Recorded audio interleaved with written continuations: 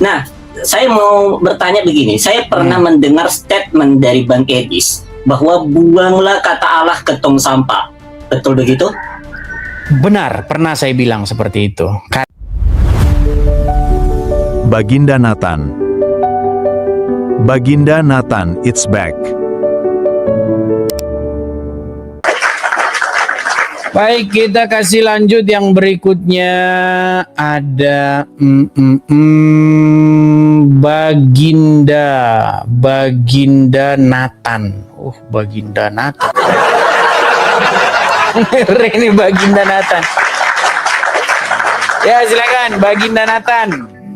Ya, shalom Bang Edis. Ya, silakan Nathan, nyalakan kameramu. Silakan. Oke, saya openkan dulu ya. Silakan Nathan. Kalau ini saya kenal, ini kayaknya dari suara-suaranya saya kenal. Iya, gimana? Ya, shalom Kristen ya Bang Edis ya. Ya, saya Kristen Mesianik. Kristen Mesianik. Apa Kristen itu? Mesianik. Kristen Mesianik yang percaya kepada Yahweh dan juga Yeshua HaMashiach, bukan kepada Allah dari negeri Mekah. Nah, di sini Bang Edis, boleh saya bertanya sedikit? Sebentar, tenang. Banyak yang ngomong katanya Anda oneness ini. Sebentar, saya tanya dulu. Apakah Yesus berdoa kepada dirinya sendiri? No. Dia berdoa kepada Sang Bapa yang adalah Yod-Heh-Vav-Heh, yang adalah Yahweh itu. Tapi kok katanya banyak orang bilang Anda katanya oneness. Buat saya oneness itu pun orang-orang yang agak-agak miring ketika berbicara tentang Bible. Karena mereka memelintir apa yang dikatakan oleh Bible.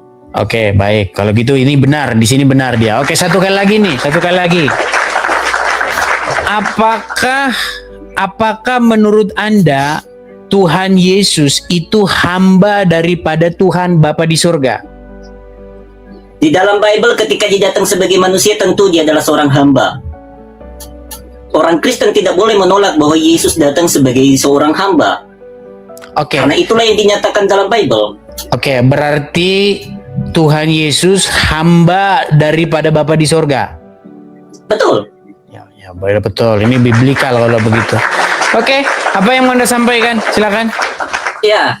Nah, saya mau bertanya begini. Saya pernah mendengar statement dari Bang Edis bahwa buanglah kata Allah ke tong sampah. Betul begitu? Benar, pernah saya bilang seperti itu. Karena banyak sekali penyalahgunaan atau kesalahpahaman yang terjadi karena terjemahan itu. Begitu. Karena misalnya nih, contoh ya.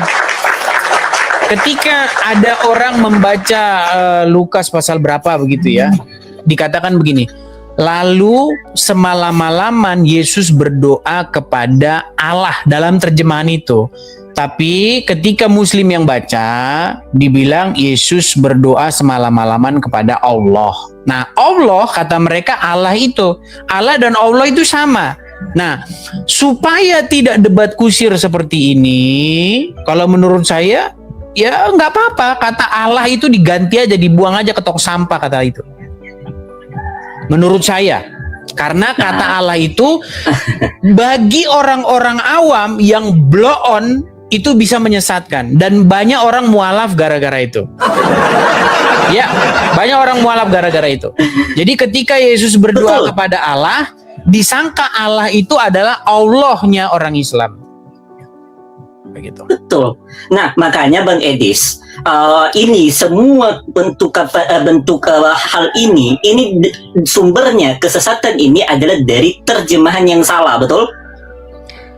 Bagi orang-orang awam. Tapi kalau bagi orang-orang yang ngerti bahwa Allah di situ, yang dimaksud Allah di situ bukanlah Allah, menurut saya itu tidak akan menyesatkan mereka. Tapi umat ini nggak semuanya cerdas, Nathan.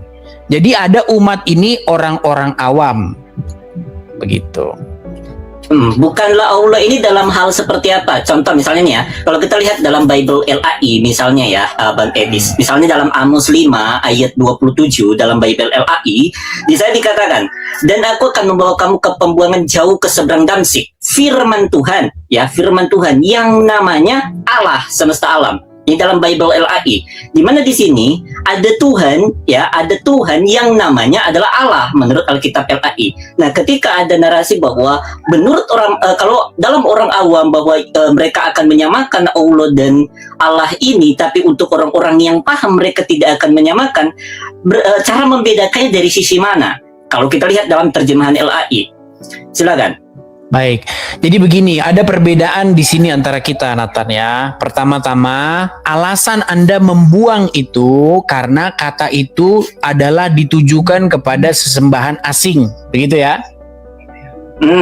Oke, tetapi kalau alasan saya, kalau memang itu besok diterjemahkan tidak usah dipakai lagi, alasan saya karena kata itu nanti sering disalahpahami oleh orang-orang awam menjadi Tuhannya orang Islam. Karena setiap saya lihat orang Islam membaca terjemahan LAI, selalu dia bilang Allah, selalu dia bilang begitu. Contoh, ketika dia baca, wahai Muslim, bacakan dulu Kejadian 1 ayat 1, dibaca sama dia. Pada mulanya Allah menciptakan langit dan bumi. Astaga, udah dibilang Allah katanya.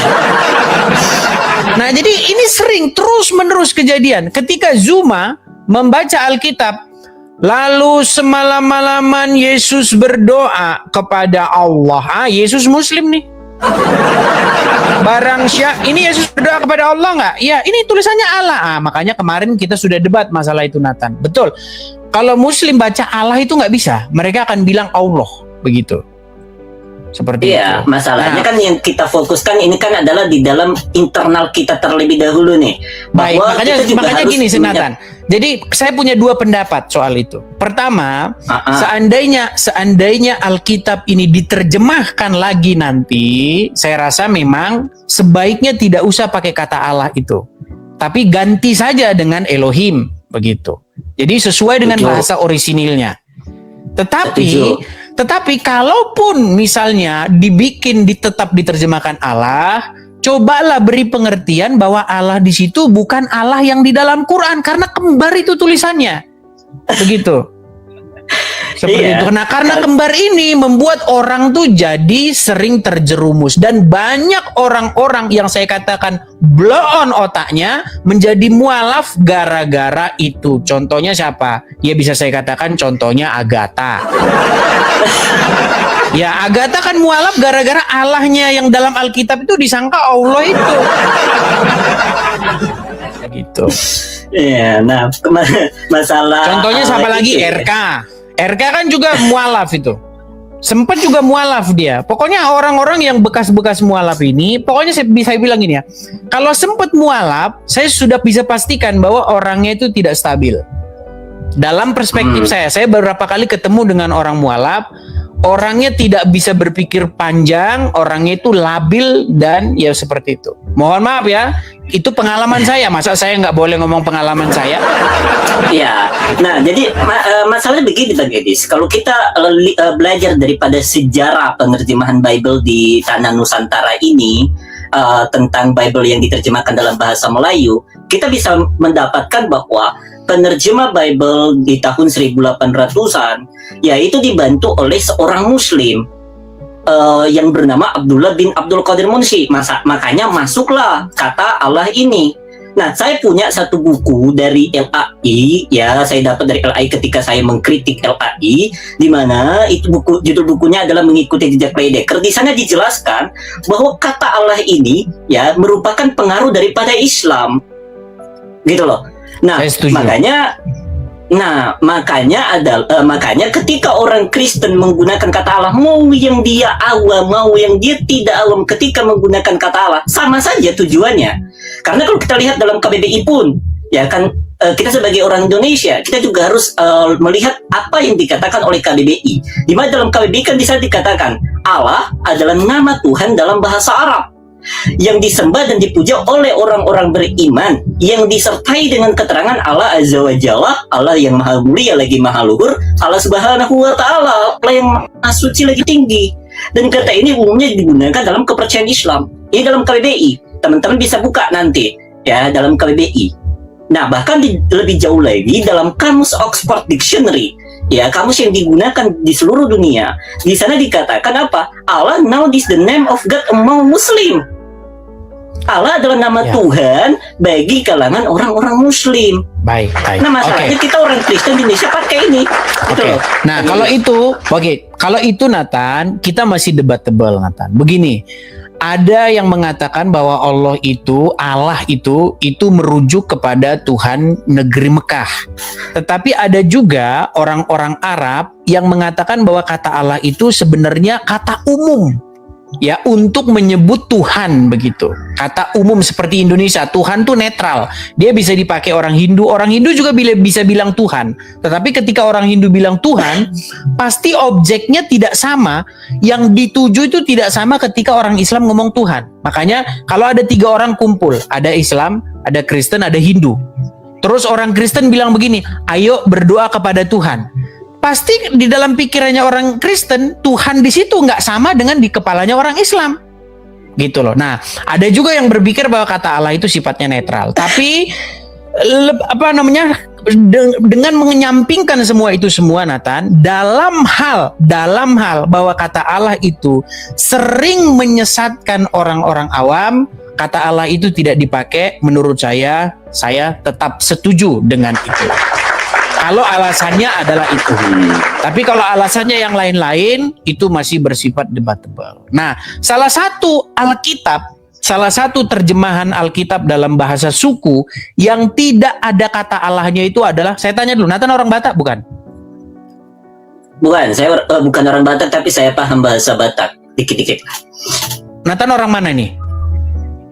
Saya orang Manado.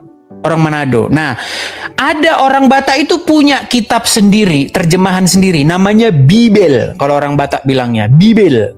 Nah, di situ kalau ada kata Allah, saya lompat dari Monas. Gak ada. Iya. Pergi ke gereja HKBP. Kalau ada kata Allah di situ, saya lompat dari Monas. Gak ada. Ya, saya Makanya- tahu tentang hal itu karena saya sedikit paham mengenai Bible Batak. Contoh misalnya 1 Musa 1 ayat 1 kan di sana menggunakan dimulana debata langit dohetanoon. Ya kan, menggunakan kata debata. Nah, dalam Panurilang Yesaya 42 ayat 8, di sana dikatakan Audo Jehovah debatami. Audo Jehovah imaguarhu. Akulah Jehovah, itulah namaku. Ya kan? Ya, Nah, dalam hal itulah nama makanya begini, kita juga harus punya pikiran itu yang luas begitu. Karena banyak juga perdebatan yang timbul karena ini, banyak juga yang salah pengertian gara-gara terjemahan ini. It's okay menurut saya kalau itu diterjemahkan ulang dan tidak dipakai kata itu, diganti saja begitu. Elohim. Ya, Saya setuju makanya kalau kalau saya pribadi Bang Edi, saya pribadi tidak menggunakan LAI. Saya pribadi menggunakan di Indonesia ini ada 3 lembaga penerjemah Bible yang diakui oleh negara.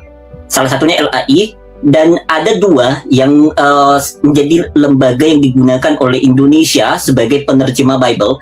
Yang pertama adalah Yakin, Yayasan Anugerah Kebenaran Indonesia yang menerbitkan Indonesian Modern Bible. Yang saya gunakan ini yang saya gunakan Indonesian Modern Bible, di mana dalam covernya ini menggunakan Holy Bible.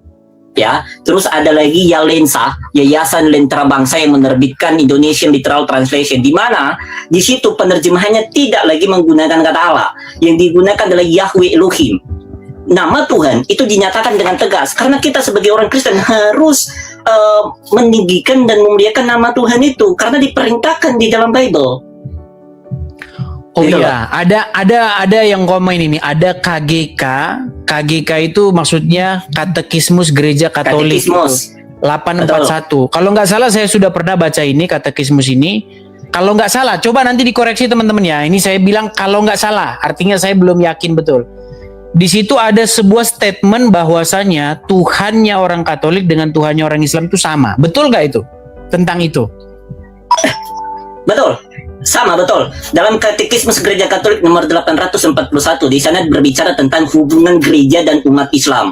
Di mana di sana dikatakan mengenai rencana keselamatan juga merangkum kaum muslimin yang berpegang kepada iman Abraham dan mengakui bahwa mereka bersujud bersama-sama ya, dengan orang Katolik ini, Islam dan Katolik ini sujud bersama-sama menyembah kepada Allah yang tunggal dan maha rahim yang akan menghakimi manusia pada hari kiamat. Itu dalam Katekismus Gereja Katolik nomor 841. Ya, Ini berarti ada juga benar. dalam Berarti Katekismus Tuhannya Gereja sama berarti. Katolik. Sebentar. Sama. Kita Dalam perlu Katolik dan kita Islam. perlu Sama. konfirmasi. Sebentar, kita perlu konfirmasi dari seorang Katolik ya, supaya kita tidak melakukan salah informasi. Makanya itu satu saat perlu kita bahas juga, apakah benar secara resmi Gereja Katolik mengatakan bahwa Tuhannya orang Islam itu dan Tuhannya orang Katolik itu sama. Karena kalau sama, maka itu bisa seperti ini. Maka saya tidak heran melihat gambar ini. Saya kasih contoh ya. Ini adalah seorang uskup. Sebentar saya geser dulu. Nah, jadi kalau pausnya sudah mencium Al-Quran ya, ya udah Tuhannya udah sama, nggak usah Makanya bertanya gitu. Iya, makanya Katekismus Gereja Katolik nomor 841 mengatakan Islam dan Katolik sujud kepada Tuhan yang sama, yang namanya Allah ini. Nah, ada juga Bang Edis, selain Katekismus Gereja Katolik nomor 841, ada dalam Katekismus Gereja Katolik nomor 202, di sana dikatakan Yesus sendiri menegaskan bahwa Allah adalah satu-satunya Tuhan. Ini dalam Katekismus Gereja Katolik nomor 202. Dalam Katekismus Ya Allah Gereja di situ, Katolik nomor Allah di situ juga Allahnya orang Islam berarti. Iya. Nah itu, kalau itu udah repot. Oke lah Nathan, karena gini, biar berimbang. Oke, terima kasih Bang Edis. Oke, biar berimbang. Cuman saya perlu konfirmasi sekali lagi ya, karena banyak yang bilang bahwa Anda itu adalah seorang oneness yang berpaham Yesus adalah Bapa di surga. Makanya sekali lagi saya katakan, apakah Tuhan Yesus berdoa kepada dirinya sendiri? Enggak, Yesus berdoa kepada Sang Bapa. Baik, Sang udah. Bapa Kalau dan seperti itu Yesus udah ini betul. adalah dua hal yang berbeda. Baik, kalau sudah seperti itu udah betul. Baik, saya turunkan ya, Nathan ya. Oke. Maju terus Nathan. Oke, terima kasih Bang Edis ya. Sama-sama. Shalom. Shalom, sama-sama. Oke, maju terus ya Nathan ya. Masih muda tapi berbakat, dia penginjil yang berbakat ya.